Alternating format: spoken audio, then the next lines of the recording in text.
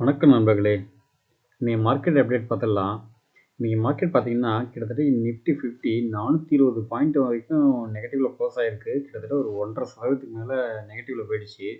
Sensex பார்த்தீங்கன்னா, record ஹையா இன்னைக்கு 1414 பாயிண்ட் நெகட்டிவ்ல போயிடுச்சு. மோஸ்ட்லி பார்த்தீங்கன்னா, எல்லா செக்டாருமே நெகட்டிவ்ல தான் இருக்குது.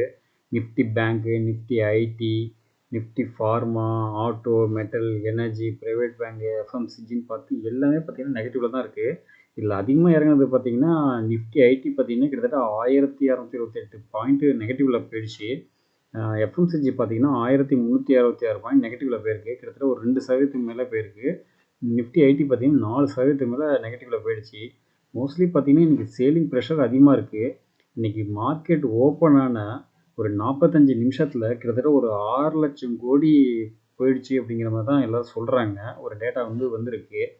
இது இன்னைய ஹோல் டேக்கு பார்க்கும்போது எப்படி இருந்தாலும் ஒரு 8 லட்சம் 10 லட்சத்துக்கு மேலே வந்திருக்கும். மோஸ்ட்லி பார்த்தீங்கன்னா காலையில் பார்த்தீங்கன்னா ஒரு 200 பாயிண்ட் 250 பாயிண்ட் நெகட்டிவ்ல இருந்தது. அதுக்கப்புறம் பார்த்தீங்கன்னா கொஞ்சம் கொஞ்சமாக இன்க்ரீஸ் ஆகி ஃபைனலாக க்ளோஸ் ஆகும்போது பாருங்கள் 420 பாயிண்ட் நெகட்டிவ்ல க்ளோஸ் ஆகிருக்கு. மோஸ்ட்லி பார்த்தீங்கன்னா சேலிங் ப்ரெஷர் தான் அதிகமாக இருக்குது. இது நிஃப்டி 50ல மட்டும் ஸ்மால் கேப் மிட் கேப்லாம் பார்த்தீங்கன்னா கிட்டத்தட்ட எல்லாமே 2% மேலே போயிருக்கு. இதில் ஸ்மால் கேப் 100 பார்த்தீங்கன்னா 3% மேலேயும், மைக்ரோ கேப்லாம் பார்த்தீங்கன்னா 5% மேலே நல்லாவே நெகட்டிவில் போயிருக்கு. மோஸ்ட்லி பார்த்தீங்கன்னா சேலிங் ப்ரெஷர் அதிகமாக இருக்குது. இதுக்கு என்ன காரணம்னு பார்க்கும்போது பார்த்தீங்கன்னா டேரிஃப் தான். அந்த ஒரு நியூஸ் பேஸ்டு தான்.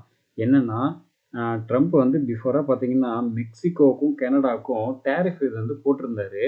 அதை இம்ப்ளிமெண்டேஷன் பண்ணல. இப்போதைக்கு கொஞ்சம் ஹோல்டு பண்ணுறோம் அப்படிங்கிற மாதிரி ஒரு இது வந்திருந்தது. ஏன்னா அவங்க டேக்ஸ் ரிலாக்சேஷனு சம்திங் ரிலீஃப் பண்ணுவாங்க அப்படிங்கிறதுனால கொஞ்சம் பண்ணி வைக்கிறோம், ஹோல்டு பண்ணி வைக்கிறோம் அப்படின்னு சொல்லியிருந்தாங்க. பட் அவங்க ஒரு எந்த இதுவும் பண்ணாதனால இப்போ என்ன பண்ணிட்டாங்கன்னா, அது பிரசிடென்ட் நேற்று அனௌன்ஸ்மெண்ட் பண்ணிட்டாரு. யார் யூஎஸ் பிரசிடென்ட் ட்ரம்ப் அனௌன்ஸ்மெண்ட் பண்ணிட்டாரு. கிட்டத்தட்ட மார்ச் 4ஆம் தேதி அன்னைக்கு மெக்சிகோவுக்கும் கனடாவுக்கும் டேரிஃப் போட போகிறோம் அப்படிங்கிற மாதிரி பண்ணிட்டாங்க. எவ்வளோ பர்சன்டேஜ்னு 25% போகிறதா சொல்லியிருக்காங்க. இதில் இன்னொரு விஷயம் என்னென்னா சைனாவுக்கு பார்த்தீங்கன்னா எக்ஸ்ட்ராவாக 10% போடுறோம் அப்படிங்கிற மாதிரி ஒரு ஸ்டேட்மெண்ட் ஒன்று கொடுத்துட்டாரு. ஸோ அந்த ஒரு நியூஸ் இம்பேக்ட் தான் பார்த்தீங்கன்னா நேற்றுக்கு யூஎஸ் மார்க்கெட் செம்மடி அடிச்சிச்சு. கிட்டத்தட்ட ஒரு 2% மேலே நெகட்டிவில் போயிடுச்சு. இதில் நாஸ்டாக் பார்த்தீங்கன்னா கிட்டத்தட்ட 2% நெகட்டிவில் க்ளோஸ் ஆயிருக்கு. அதோட இம்பேக்ட் தான் பார்த்தீங்கன்னா இன்றைக்கி நிஃப்டி ஐடியில் உள்ள டாப் ஸ்டாக்ஸ் எல்லாமே பார்த்தீங்கன்னா செம்ம அடி. நீங்கள் கிட்டத்தட்ட பார்த்தீங்கன்னா 1% மேலே எல்லாமே அடிச்சிருக்கு. டிசிஎஸ், விப்ரோ, இன்ஃபோசிஸ், ஹெச்சிஎல்னு டெக் மஹேந்திரான்னு சொல்லி இன்றைக்கி டெக் மஹேந்திரா பார்த்தீங்கன்னா டாப் லூசராக போயிட்டு கிட்டத்தட்ட ஒரு 4% 5% நல்லாவே நெகட்டிவில் போயிருக்கு. அந்த ஒரு நியூஸ் இம்பேக்ட் தான். இதில் நேற்றுக்கு யூஎஸ் மார்க்கெட்டில் பார்த்தீங்கன்னா டாலிங் சொல்லுவாங்க. அந்த ஸ்டாக் எதுன்னு பார்த்தீங்கன்னா என்விடியா. அது ரிசல்ட் வேறு கொடுத்துருந்தாங்க. நல்லா தான் ரிசல்ட் கொடுத்துருக்காங்க. பட் இந்த நியூஸ் இம்பேக்ட்னால பார்த்தீங்கன்னா அதுவும் வச்சு இறக்கிட்டாங்க. அந்த என்விடியா இறங்கினதுனால டோட்டலாக அதில் உள்ள ஸ்டாக்ஸ் எல்லாமே பார்த்தீங்கன்னா டோட்டலாக இறங்க ஆரம்பிச்சிச்சு. நாஸ்டாக்ல உள்ள எல்லா ஸ்டாக்ஸுமே இறங்க ஆரம்பிச்சிச்சு. அந்த ஒரு இஷ்யூ தான் பார்த்தீங்கன்னா இந்திய மார்க்கெட்டில் இம்பேக்ட் ஆகிருக்கு. இந்திய மார்க்கெட்டு மட்டும் இல்லை, மற்ற எல்லா மார்க்கெட்டும் பார்த்தீங்கன்னா டவுன் சைடில் தான் போயிருக்குது. ஏஷியன் மார்க்கெட் எல்லாமே பார்த்தீங்கன்னா நெகட்டிவில் தான் இன்றைக்கி இருந்துச்சு. இன்றைக்கி நிஃப்டி 50 பார்த்தீங்கன்னா கிட்டத்தட்ட ஒரு 9 மந்த் லோவில் போயிட்டுருக்கு. எல்லாம் காரணம் என்னென்னு பார்த்தீங்கன்னா இந்த ட்ரேட் வார் இஷ்யூனால தான் போயிட்டுருக்கு. மற்றபடி வேறு எதுவும் இல்லை. இதில் Q3 ரிசல்ட்டும் அந்தளவுக்கு ஒரு பர்ஃபார்மன்ஸ் பண்ணாதனாலையும் அது ஒரு நியூஸ் இம்பேக்ட்டு, இது ஒரு நியூஸ் இம்பேக்ட்னு சொல்லி எல்லாமே ஒன் பை ஒன்னாக கொலாச் பண்ணி அப்படியே மார்க்கெட் இப்போ டவுனில் போயிட்டுருக்கு. இப்போ என்னென்னா இது முக்கியமான சப்போர்ட் லெவல்லாம் உடச்சி மார்க்கெட் டவுன் சைடு போயிட்டே இருக்குது. இப்போதைக்கு நீங்கள் எந்த ஒரு ஸ்டாக்ஸும் பை பண்ண வேண்டாம். இது இன்னும் ஃபர்தராக இறங்கிறதுக்கு அதிக சான்சஸ் இருக்குது. இதில் இப்போதைக்கு பார்த்தீங்கன்னா இன்னும் ஒரு 21,500 21க்கு கீழேயும் போகும் அப்படிங்கிற மாதிரி தான் எல்லாருமே சொல்கிறாங்க. எல்லாம் ப்ரிடிக்ட் பண்ணி வச்சுருக்காங்க. ஸோ ஃபர்தராக இறங்கிறதுக்கு அதிக சான்சஸ் இருக்குது. கொஞ்சம் வெயிட் பண்ணுங்கள். நல்ல ஒரு பையிங் ரேஞ்ச் வரும்போது ஸ்டாக்ஸ்லாம் பை பண்ண ஆரம்பிங்க.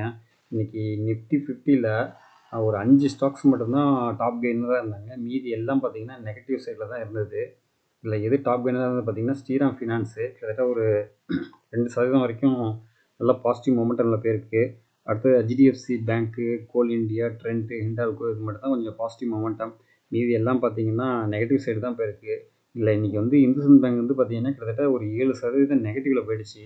நேற்றுக்கு பார்த்தீங்கன்னா அந்த இண்டெக்ஸ் வெயிட் ரிஸ்க் வெயிட் குறைக்கிறதா சொல்லியிருந்தாங்க என்பிஎஸ்சி ஃபினான்ஸுக்கெலாம்.